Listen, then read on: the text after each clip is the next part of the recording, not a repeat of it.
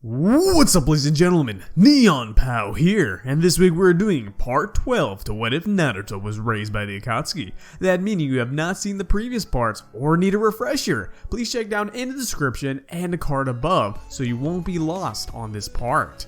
Now guys, I know it's been some time, but I will be checking out the Beast's Power, the Pow Fam community, with a 500 like goal on this video. I know that might be a little bit stretching it, but I know you beasts can definitely handle that. Now, without further ado, I want to go right into this part. Let's jump in. In the last episode, we left our protagonists in dismay with their beloved mentor captured by the Akatsuki, with Obito leading the brunt of the chaos. On top of that, Naruto was left torn up as he did not realize the severity of his wounds. Fortunately for Naruto and Sasuke, they bumped into their old friend Haku during this time, and he has gained much of a name in his village over the years, with most of the entire shinobi world after their heads due to Danzo's slander. It was good to have a powerful ally they could rely on during this dark time. After the Mist Anbu search party ended with no traces of Obito and Zetsu with Itachi, Haku insisted on bringing Sasuke and Naruto to his village, especially for Naruto's sake as he needed medical treatment direly. The two were a bit hesitant to go with Haku, not because they didn't trust him, but because they did not wish to bring any more trouble to him. However, with Kurama refusing to heal Naruto since Naruto refused to unleash his power when they were fighting Obito, they accepted the kind offer. Now that Naruto knew he would be in good hands, the adrenaline that had been keeping him conscious wears off and he blacks out. Several hours after the three left the scene, Kimimaro finally arrives at the desolated land where the massive battle occurred. He was greeted by the flames of the Black Inferno still ravaging on.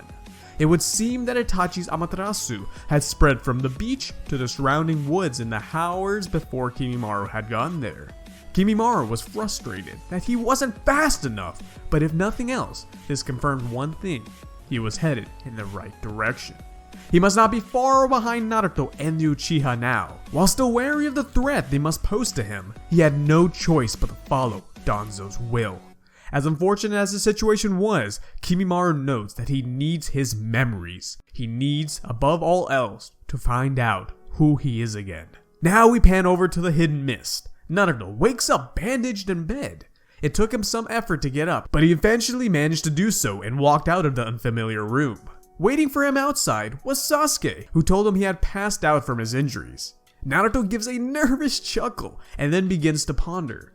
After being on the run for so long, it felt nice to have somewhere that welcomed them. However, that feeling faded upon remembering what had happened. Itachi was gone. They sat in silence for a time before Naruto finally spoke, asking Sasuke what their next move should be. The silence prevailed until finally Sasuke admitted he didn't know. How could they hunt after Itachi when they didn't have the slightest clue where he was? How were they to stay here when he was out there somewhere possibly being tortured? He just didn't know. Naruto then raises his hands and slaps Sasuke on the shoulder, exclaiming that being pessimistic isn't going to solve anything. He goes on to remind Sasuke how powerful Itachi is and that he wouldn't be vanquished that easily. On top of that, it's okay not to know or have a plan all the time. Naruto then says that even though they don't know what the next plan of action is, they can always train and hone on their skills for when the time does arrive to strike. Sasuke is flabbergasted to hear that Naruto was actually lecturing him for once. This brought Sasuke to the realization that the two of them truly have grown and matured, especially more so Naruto. Sasuke then gets up from his moping. He agrees that the two of them need to get stronger if they ever hope to survive the oncoming combatants coming after them. As Naruto and Sasuke are finishing up their conversation, they hear someone knock at the door. As the person opens the door, the two are pleasantly surprised to see that it's the leader of the Hidden Mist Village, Haku, coming in to check on them. He enters the room and is pleased to see Naruto is finally awake and looking better. He has come in to inform them that his search party still has not gotten any leads on where Itachi was captured. However, he tells the two that he will do everything in his power to help. He also tells his friends that they are more than welcome to stay and do what they need to do in his village in the meantime. Naruto and Sasuke are very appreciative of all his kindness and ask if there's anything they could do to repay the favors. With that, Haku does actually have a request from them, specifically Naruto. He explains to them that the transfer ritual of the three tails has been completed and he is now a Jinchuriki. He asks Naruto, as Haku is aware he is much more experienced, if he could assist him in learning how to have the better control over the tailed beast. Naruto is surprised to hear that someone, and more importantly Haku, would want his guidance. Naruto is obviously thrilled by this gesture and agrees to help. While Naruto is still in the process of learning how to fully control his tailed beast, Kurama has been more cooperative in the past years, and on top of that, Naruto was able to benefit from Itachi's genius over their years of training to at least access and maintain the version 1 cloak. Naruto and Haku shake on it, and Haku leaves the two for the night. The night passes by an instant, and is now the next day. Naruto and Sasuke have a long day planned of training and enhancing their jutsus. However, before that, they must get some sustenance. Sasuke stays home to make his perfect sunny side up eggs, while Naruto, of course, goes out to find the nearest ramen shop to eat at. As he is strolling around the village, he gets an odd feeling that he is being watched by someone. Naruto, being careless as usual, just shrugs it off and sits down at the shop to eat his ramen. Mid-bite through his soupy goodness, a person covered in a hood sits next to him. While Naruto can't see the person's face, they feel very familiar to him for some reason. Naruto is about to say something, but the hooded man leaves without ordering anything. Naruto then notices the man had forgotten a scroll on the counter and immediately rushes out to give it to him. However, he is nowhere to be found. As Naruto looks down at the letter, with closer inspection, he sees it is addressed to him. He is a bit suspicious of this, but proceeds to open it anyways. All the scroll says is, "Meet me in the forest at 2 p.m. Naruto is still confused, but assumes maybe this is part of Haku's training for him. He's very excited to have some suspense roll up. When Naruto arrives at the training field, he is greeted with a person in a mist Anbu mask. Naruto asks what he wants from him and if he's here under Haku's orders. The man just stands there, ominously without a word. The masked man then just gets in a battle stance and begins charging at Naruto. Naruto expected this and the two clash. As the fight raves on, Naruto constantly feels at a state of familiarity, as if he knows this person beforehand. However, what throws him off is that the man's fighting style and even physical form are unrecognizable to Naruto. Each fighter is able to hold their own quite well without breaking a sweat. However, if either one wants to get an edge, someone will have to be the first to make the bigger blow. Since Naruto believes this fight is to test his Kyuubi abilities for Haku, he begins releasing some Nine-Tails chakra. The large increase in power lets Naruto pull a solid kick on the masked man, slamming him in the dirt. However, almost as he was expecting the rise in power, the man gets up, dusts himself off, and cracks his neck and back. He then begins waving some hand signs, too fast for Naruto to see. Naruto expects something to happen, but nothing does. The man just charges back at Naruto, now with more force and speed. Naruto doesn't know how the guy got so much stronger so quickly. Was he holding back? Naruto is now quickly losing ground as the surprise of a random mist shinobi that wasn't Haku possessed so much power. Even though Naruto is getting pushed back a bit, he's enjoying the fight a lot, as it reminded him of the sparring he did in his youth with Kimimaro. Naruto just smiles and realizes that he will have to reveal his true power to this masked man, the power he has been saving for when he would train with Haku. Naruto begins infusing his chakra with the Nine-Tails to form a bubbly orange cloak around himself. As Naruto transforms, he finally gets a solid reaction from his opponent. However, it wasn't of fear as Naruto was used to seeing when revealing his tailed beast power, but of excitement. Naruto is glad to see that Haku chose a worthy opponent for his test battle.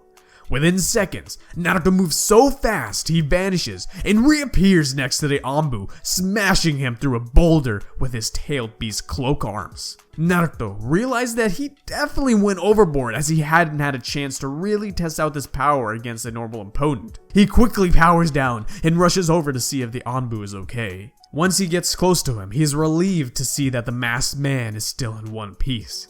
However, what Naruto did not expect to find was that he was covered in a bone barrier. With closer inspection, the man's mask was split in half, revealing half of his face. The sight made Naruto drop to the ground in tears. It was his long-lost friend, who he thought he had lost years ago, Kimimaro. Naruto attempted to get himself together as he needed to think clearly. He did not know how Kimimaro was still alive after all this time, and more importantly, why he was in the hidden mist village.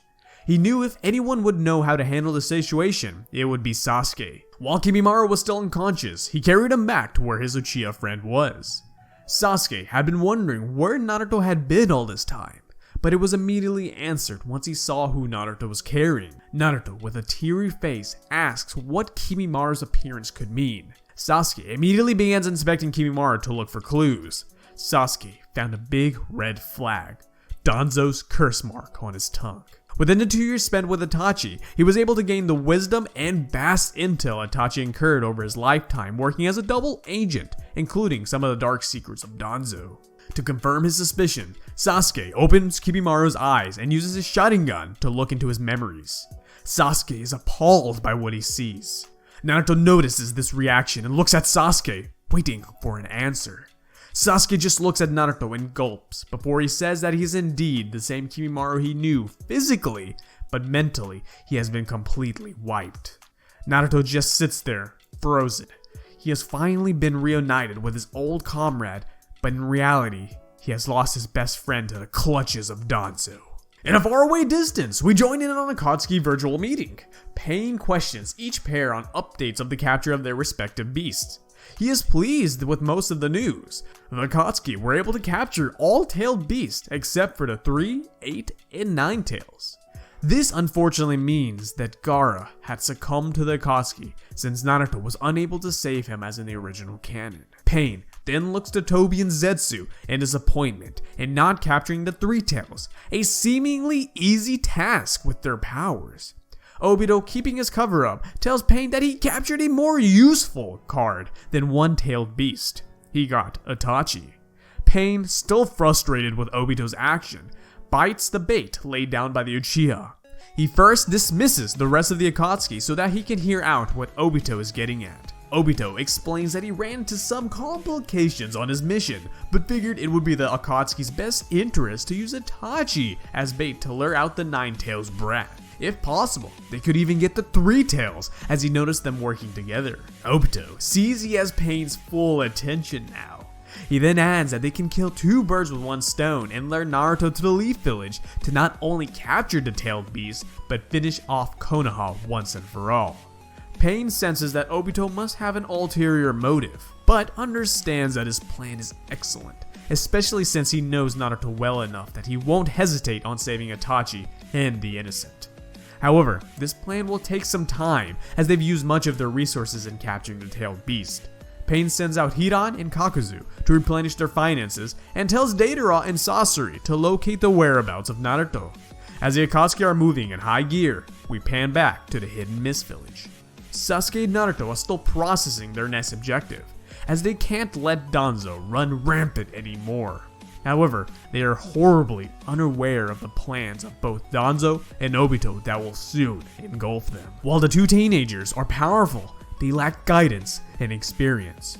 Fortunately for them, a man with long white hair and his signature Geta sandals approaches the border of the Mist Village looking to aid them in their endeavors.